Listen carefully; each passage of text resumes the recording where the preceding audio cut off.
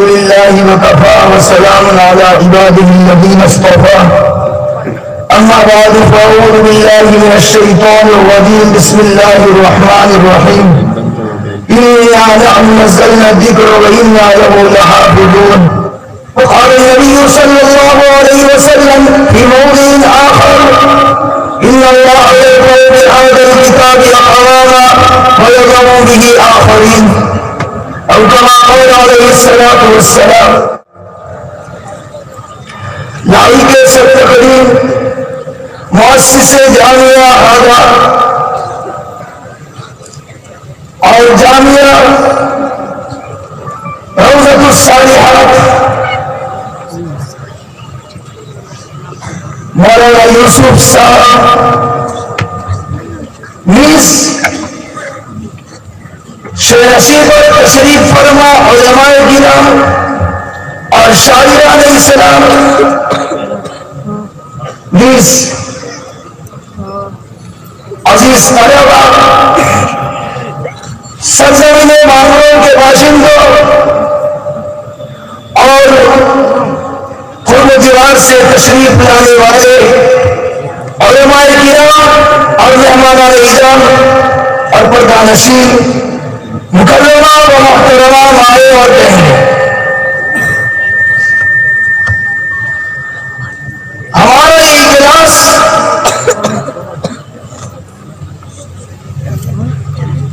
تکمیل حفظ قرآن کی نسبت پر منعقد ہوا.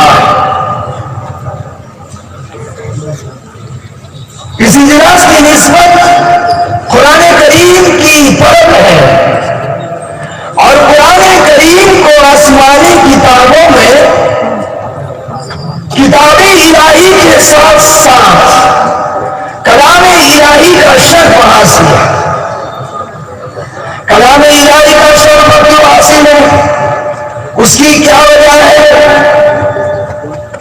اس لیے کہ قرآن کریم اللہ تعالیٰ کی ذات سے نکلا ہے اور اس کو حضرت جبرائیل علیہ السلام و تسلیم نے سنا ہے اور نبی کریم علیہ السلام تک پہنچا ہے.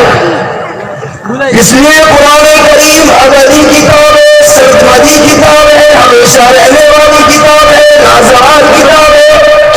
اس کے لیے فنائیت نہیں ہے. چنانچہ جو قرآن کریم کے حاملین ہیں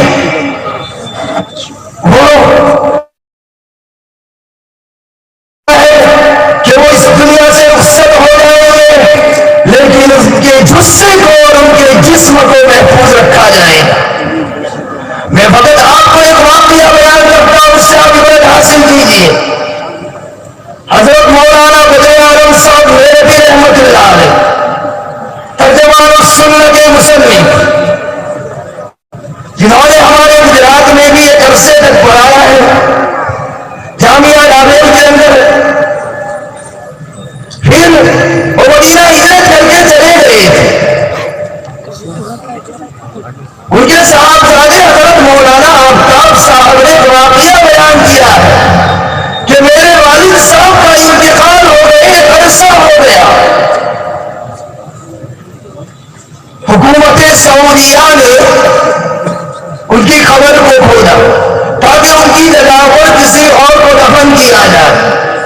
پہلی مرتبہ کھولا تو اس وقت میں ان کا جثہ اور ان کا جسم ایسا ہی باقی تھا جیسا کہ زندگی کے اندر ہوا کرتا.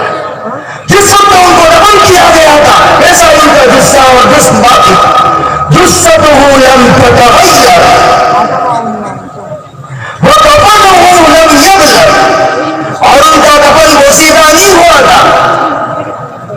مولانا آفتاب عالم صاحب فرماتے ہیں کہ میرے والد کے ساتھ یہ سلوک جو ہوا اللہ تعالیٰ کی طرف سے اور اللہ کی رحمت کے آغوش میں ان کو دے دیا گیا. اس کی وجہ یہ ہے کہ ان کا عمل یہ تھا، وہ معمر تھے، عمر دراز تھے، لیکن ان کا عمل یہ تھا کہ حافظ قرآن کے سامنے اپنا پیر لمبا نہیں کرتے. حافظ قرآن کے سامنے اپنا پیر لمبا نہیں کرتے. وہ فرماتے تھے جس طرح قرآن کی تعظیم ضروری ہے اسی طریقے سے حافظ قرآن کے قلب میں قرآن ہوتا ہے، اس کی تعلیم بھی ضروری ہے، لہذا اس کے سامنے پیر لمبا نہیں کرتے تھے۔ بڑی عمر ہو جانے کے باوجود تو اللہ تعالیٰ نے ان کو ایسی عطا کیا کہ ان کا جسم متغیر نہیں ہوا ہے، بلکہ جس طرح ان کو رفع کیا گیا تھا اسی طرح اپنی حالت پر باقی تھی۔ میرے بزرگوں، اندازہ لگاؤ کہ حافظ قرآن کا مقام کیا ہے۔ جب اس کی تعلیم کی بنیاد پر ان کو یہ مقام ملا تو جو لوگ صاحب صنعت ہے، مالدار ہے، اگر وہ ان کے پیچھے مال و دولت خرچ کریں گے، مدارس کی مدد کریں گے، امداد کریں گے، وہاں پر جو حامل قرآن ہے، عالم قرآن ہے، قاری قرآن ہے، ان کی مدد اور امداد کریں گے تو اس صورت میں ان کے ساتھ بھی وہی عمل کیا جائے گا جو حضرت مولانا بدر عالم صاحب میرٹھی رحمت اللہ علیہ کے ساتھ اللہ تعالیٰ نے فرمایا، کیونکہ ان کی تعلیم ہوگی، تقلیم ہوگی، اور اس کی بنیاد پر اللہ تبارک و تعالیٰ اپنی کتاب کی وجہ سے ان کے مقام کو بلند فرمائے گا۔ آج آپ دیکھتے ہیں دنیا کے اندر لوگ پریشان حال ہے، حالات سے لاچار ہے، اور جاری مسلمانوں پر ظلم و ستم کیا جا رہا ہے۔ کیا آسمان بدل گیا؟ زمین بدل گئی؟ نہیں بدلی، وہی آسمان ہے، وہی زمین ہے، لیکن ہم بدل گئے۔ ہم نے قرآن کے ساتھ ظالمانہ برتاؤ کیا، آج ہمارے ساتھ ظالمانہ برتاؤ ہو رہا ہے۔ اللہ کے نبی کی حدیث میں خطبے میں پڑھی، ان اللہ یرفع بہذا الکتاب اقواما، صحابہ کو اس کتاب کے ذریعے سے بلند کیا گیا، صحابہ کے مقام کو بلند کیا گیا۔ آپ جانتے ہیں کہ صحابہ رضوان اللہ علیہم اجمعین کے دور کو، ان کے بعد والوں کو دور کو، اور ان کے بعد والے کو دور کو، کہ خیر امتی قرنی ثم الذین یلونہم ثم الذین یلونہم، اللہ کے نبی نے فرمایا تھا۔ معلوم یہ بات ہوئی کہ ان کا دور عادلانہ دور تھا، ان کا دور رحم و کرم والا دور تھا، ان کا دور شفقت اور مہربانی والا دور تھا، آپس کے اندر اتحاد و اتفاق تھا۔ آپ تاریخ اٹھا کر کے دیکھیے انصار کے حالات کو، اوس اور خزرج کے حالات کو، 120 سال آپس کے اندر جنگ محاذ ہوئی ہے، لیکن جب قرآن کریم ان کے پاس گیا تو شیر و شکر بن گئے، آپس کے اندر ایک دوسرے کے ساتھ محبت کرنے والے بن گئے۔ آج قرآن ہمارے پاس ہے، لیکن آپ دیکھتے ہیں ہمارے احوال کو، ہمارے کردار کو، ہمارے اخلاق کو، ہمارا تعلق کیسا ہے پڑوسی کے ساتھ، بھائی کے ساتھ، بہن کے ساتھ، ہماری اولاد کے ساتھ، اسی طرح اولاد کا والدین کے ساتھ۔ ہم نے قرآن کو چھوڑا تو قرآن میں نے حدیث بیان کی آپ کے سامنے، وَيَدْعُو بِهِ آخَرِينَ، اور اس کے ذریعے سے اللہ تبارک و تعالیٰ بعض لوگوں کو پست کرتا ہے۔ آج ہمیں ذلیل و خوار کیا جا رہا ہے، آج ہمارا قتل عام ہو رہا ہے۔ سوچنے اور سمجھنے کی چیز ہے، آپ کے اس سرزمین پر کتنے مدارس ہیں، ان مدارس کو آپ ہر طریقے سے مدد کریں، اور آپ جو ہے ان کی ہر ضروریات کی مدد کریں، ہر ضروریات کو پوری کریں، اور ان کے کفیل بن جائے، اور اپنے بچوں کو مدارس کے اندر بھیجے۔ مولانا عبد القادر صاحب جو اس مدرسے کے بانی ہیں، اور اسی طریقے سے جامعہ روضۃ الصالحات کے بانی ہیں، قریباً 25 سال سے جامعہ روضۃ الصالحات قائم کیا گیا ہے، اور یہ جامعہ 16 سال سے قائم کیا گیا ہے۔ یہ تو اللہ ہی کی توفیق سے آدمی قدم اٹھاتا ہے، جس کو اللہ منتخب کرتا ہے وہی آدمی مدرسہ قائم کر سکتا ہے، اور جس کے ساتھ اللہ کی مددیں نہیں ہوتی اس کو مدرسے کو قائم نہیں کر سکتا، کیونکہ مدرسے میں قرآن کریم کو پڑھایا جاتا ہے، قرآن کے الفاظ کو، اس کے تراجم کو، اس کے مطالب کو، اس کے معانی کو، اس کی تفاسیر کو، اس سے معلوم یہ بات ہوتی ہے کہ ان کے ساتھ اللہ کی مدد ہے، اللہ کی نصرت ہے۔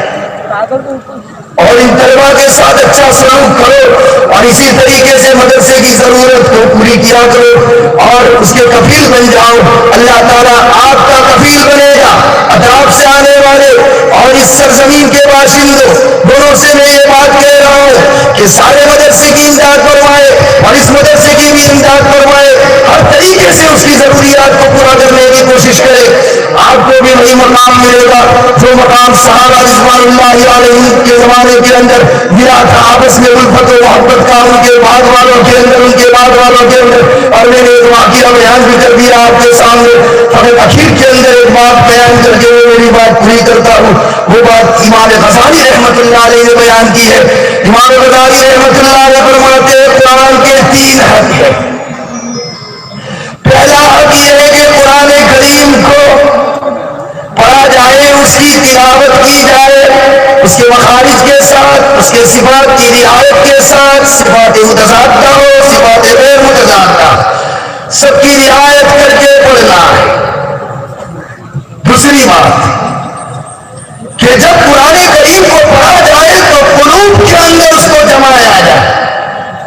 اتنا بڑا مجمع ہے, اکثر کو معلوم نہیں ہوگا قرآن کا ترجمہ کیا ہے. میرے بزرگوں, قرآن کریم ایک ایسی کتاب ہے جس سے ہمارے باپ دادا کی بھی وابستگی ہے, ہماری بھی وابستگی ہے, اور قیامت تک آنے والی انشاءاللہ ہماری اولاد کی بھی وابستگی رہے گی. لیکن آج ہمیں کوئی پوچھ لے, بھائی تمہاری کتاب ہے قرآن کریم, تمہاری مذہبی کتاب ہے, ذرا بتا دیجیے اس کا ترجمہ کیا ہے. ہم نہیں بتا سکتے. اسی لیے اس کی ضرورت ہے کہ ہر مسجد کے اندر قرآن کریم کی تفسیر شروع کی جائے, سارے لوگ جانیں. قرآن ہے اِنَّا عَلَيْنَا جَمْعَهُ وَقُرْآنَهُ, تو آج جانیں گے کہ قرآن کا ترجمہ کیا ہے, تو سارے سمجھ جائیں گے کہ قرآن کا ترجمہ یہ ہوتا ہے. قرآن کا ترجمہ 2 طریقے سے کیا گیا ہے. ایک ترجمہ بٹھانا اور جمانا.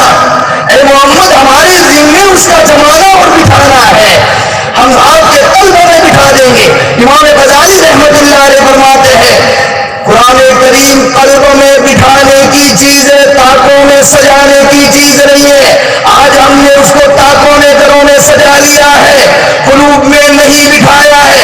اگر قلوب کے اندر بٹھایا جاتا تو اس صورت میں عبادات کے طور پر اس کا ظہور ہوتا, معاملات میں اس کا ظہور ہوتا, معاشرت میں اس کا ظہور ہوتا, اخلاقیات میں اس کا ظہور ہوتا, عقائد میں اس کا ظہور ہوتا. آج نہیں ہو رہا ہے. اس کی وجہ یہ ہے کہ قرآن کریم کو ہم نے قلب میں نہیں بٹھایا. میرے بزرگوں, قلب میں بٹھاؤ. اس لیے کہ نعمان بن بشیر رضی اللہ تعالیٰ عنہ کی حدیث ہے, الا ان بالجسد لمضغة اذا صلحت صلح الجسد كله واذا فسدت فسد الجسد كله الا وهي القلب. ٹکڑا اور لوٹھا بگڑ جاتا ہے تو پورا جسم بگڑ جاتا ہے. پوری جسم کی تصویر اسی پر موقوف ہے. اسی لیے قلب کے اندر بٹھاؤ قرآن کریم کو اور آپس کے اندر ہمدردی پیدا کرو. اور تیسرا حق قرآن کریم کا یہ ہے کہ قرآن کریم پڑھتے وقت اس کو سوچے اور سمجھے, اس کے معانی کو, مفاہیم کو. ہم لوگ جب حافظ ہو جاتے ہیں تو ایسی صورت میں حدیثیں سنتے رہتے ہیں کہ من قرأ القرآن, جو آدمی قرآن کریم کو پڑھے فاستظہرہ, پھر اس کو محفوظ کر لے. پھر آگے کیا ہے, وَأَحَلَّ حَلَالَهُ وَحَرَّمَ حَرَامَهُ, اس کے حلال کو حلال جانے اور اس کے حرام کو حرام جانے. لہذا حلال کو حلال جاننا اور حرام کو حرام جاننا یہ بتا رہا ہے کہ ہمیں چاہیے کہ قرآن کریم کے معانی اور مطالب کو سمجھے اور سمجھ کر کے گئے اس کو پڑھے. یہ سارے جو وعدے والدین کے متعلق ان کو تاج پہنایا جائے گا اور اس کی روشنی سورج کی روشنی سے بھی زیادہ ہوگی.